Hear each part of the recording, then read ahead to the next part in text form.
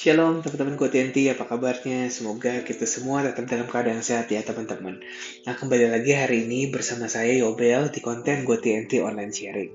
Nah teman-teman hari ini saya mau bahas satu tema yang sederhana tapi penting nih buat kita perhatiin. Tema hari ini saya kasih judul teman yang tepat, arah yang tepat. Nah maksudnya gimana sih teman yang tepat, arah yang tepat tuh? Nah pernah nggak teman-teman misalnya ada di momen besok misalnya ada tugas ya kan atau ada kerjaan atau ada ujian dan harus bangun pagi tapi teman-teman misalnya punya teman gitu ya bilang ayo kita main game dulu aja lah sebentar sebentar akhirnya ikut akhirnya sampai malam kesiangan besoknya.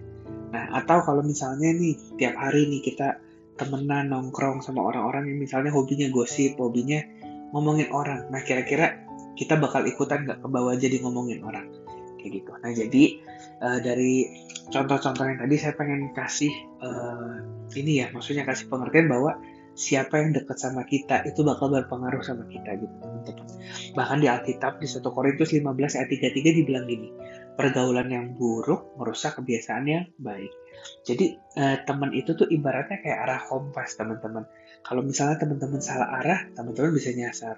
Tapi kalau teman-teman arahnya benar ya kan, bisa juga kita sampai di tujuan yang Tuhan mau kayak gitu. Misalnya nih bayangin kita naik gunung ya kan, tapi teman-teman kita ini nggak siap, malas jalan, gampang nyerah gitu. Bisa-bisa kita nggak pernah sampai puncak gitu teman-teman.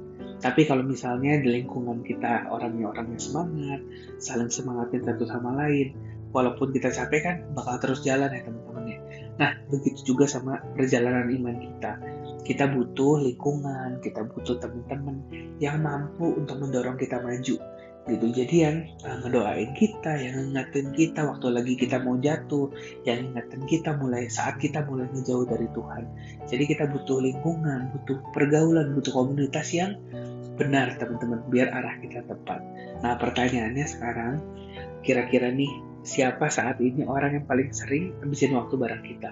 Itu apakah lingkungan kita saat ini ngebantu kita makin dekat sama Tuhan atau enggak teman-teman? Atau justru lingkungan kita yang sekarang ini ngebuat kita kayaknya makin jauh deh dari Tuhan. Nah, kalau kita mulai ngerasa ke arah yang salah, mungkin teman-teman saatnya waktu kita pelan-pelan buat ganti arah. Ingat ya teman-teman yang bukannya kita nggak boleh punya banyak teman. Punya teman banyak tuh nggak salah, tapi hati-hati sama siapa yang kita izinkan dekat ke dalam lingkaran kehidupan kita. Karena pada akhirnya teman yang tepat itu akan bantu kita untuk sampai ke arah yang tepat, yaitu ke arah Tuhan. Itu. Sekian sharing dari saya hari ini. Semoga sharing ini bisa memberkati teman-teman semua ya. God bless you.